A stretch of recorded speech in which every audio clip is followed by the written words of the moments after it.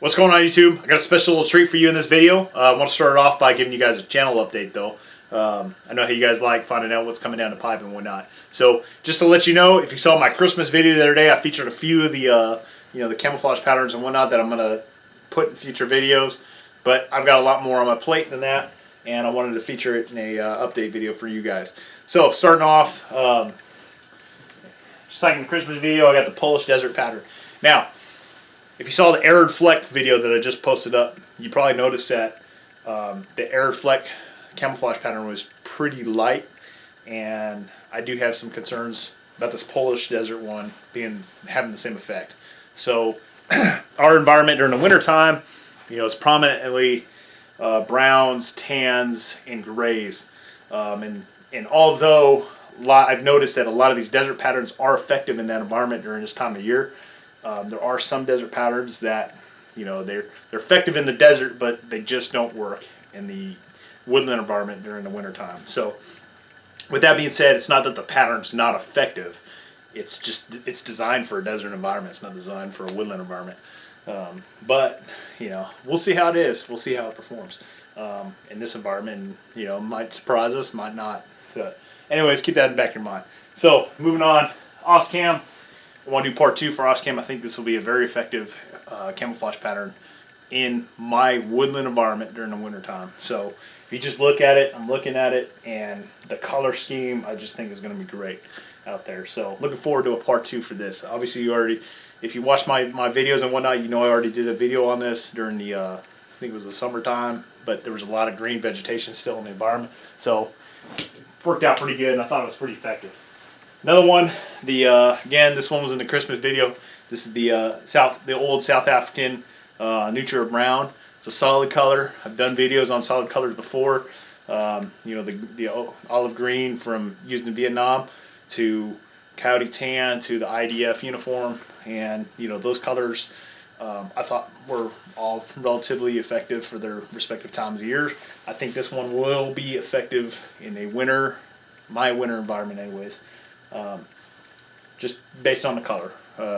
Definitely the Neutral Brown seems to match the logs and some of the dirt and stuff out there, so I think it will be surprisingly pretty effective for this time of year. Now, yes, when I say winter, we don't get much snow here in North Texas. So my part of the United States, our winter environment is just all the vegetation is dead. Literally, the trees are bare, and all the leaves are on the ground, and there's a lot of tan grass. Hopefully we get some snow this year. We didn't get any snow last year. We got a little bit of snow the other day, but it wasn't enough to do a video with, unfortunately. So I'm still got my fingers crossed. Hopefully get some snow and I can do some snow camouflage type videos. But I'm working with what I got here. So I know some of you guys laugh when I say winter environment, but this is our winter. All right, we don't get snow. We get dead vegetation. Next, moving on, Austrian PDOT camouflage. Did a video with this in the spring, summertime. I thought it was very effective. I definitely think it's going to be effective during this time of year in my environment, in the woodland environment, where the prominent colors are tan, brown, and gray. So definitely think this Austrian camouflage pattern is going to be awesome. From my understanding, it's not in service anymore with the Austrian military, but I've been told by some of the commenters that some Austrian snipers still utilize this particular camouflage in their ghillie suits or whatever the heck they're wearing. So Austrian, look forward to this. Moving on, Italian vegetado. Featured this in the Christmas video. My concern is it's going to be too light for my environment. I'm sure it works outstanding in a desert environment, but again, we're testing it in a woodland environment during woodland environment during the winter time. So I'm hoping that it's not too light, but just looking at it, I think it might be too light for my environment to be effective. But with that being said, the actual regular vegetado I think might be pretty good. So I want to do another video with this vegetado. I did a video already in the spring, summertime with this, and it was very effective. I want to do another one in part 2 in the winter environment here and see how effective it is then. So I'm actually looking forward more to this than I am the desert variant. Just because just looking at the desert variant, I think it's going to be too light. I'm not even going to be worth my time.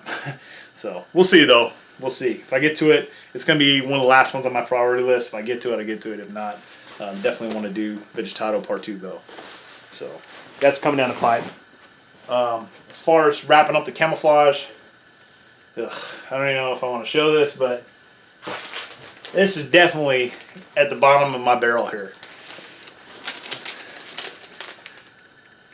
If I get to it, I get to it. If not, whatever. But do a part 2 for that. I did one in the spring and summer. I held off on it for a long time, doing the first video. I told everybody, I'm like, I can't put that uniform on. It's just,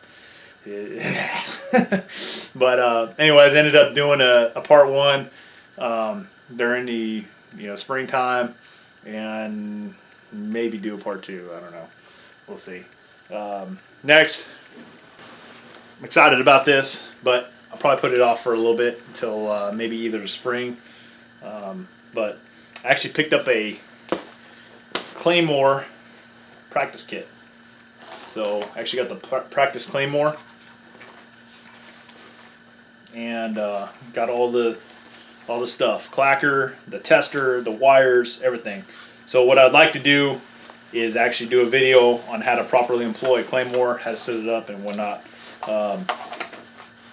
One thing in the grunts is guys don't get to train with Claymores very often, at least through my experience. So they might forget, and although you have printed instructions inside the bag, it's nice to have an actual visual training aid. So I'd like to put out for my fellow warfighters out there a video on actually setting up a Claymore. So, it's something that they lasted probably in the School of Infantry. They got a little visual reference that they can watch prior to maybe going off and getting an actual, training time out in the field with Claymore. They can go into it actually seeing firsthand how to employ one. So that's something I'm looking forward to. So I think that's it.